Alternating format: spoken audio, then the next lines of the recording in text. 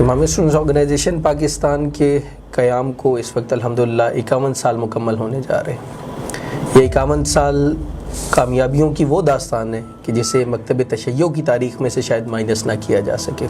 ISO Pakistan کا نصب العین ہے تعلیمات قرآن اور سیرت محمد و آل محمد کے مطابق تربیت کرنا، لیکن کہا جاتا ہے کہ ISO تو سیاسی ہو گئی ہے، اس بارے میں کیا کہیں گے آپ؟ کیا ضرورت پیش آئی تھی ISO کو کہ پہلی بار ملت تشیع پاکستان میں ایک طلبہ تنظیم جس کے پورے پاکستان کے اندر یونٹس ہیں، وہ ایک مدرسے کے پرنسپل کے لیے ایک اعلامیہ جاری کر دیتی کہ آپ نہیں سمجھتے کہ اس کے کوئی منفی اثرات ہوں گے؟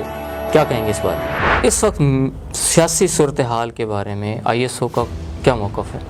یہ کہا جاتا ہے کہ ISO تو سکڑ رہی ہے، اور ماضی کی ISO جو بڑی فعال تھی، تو آج کی ISO کے بارے میں کہا جاتا ہے کہ یہ تو سکڑ رہی ہے، تو اس کے بارے میں آپ کیا کہیں گے؟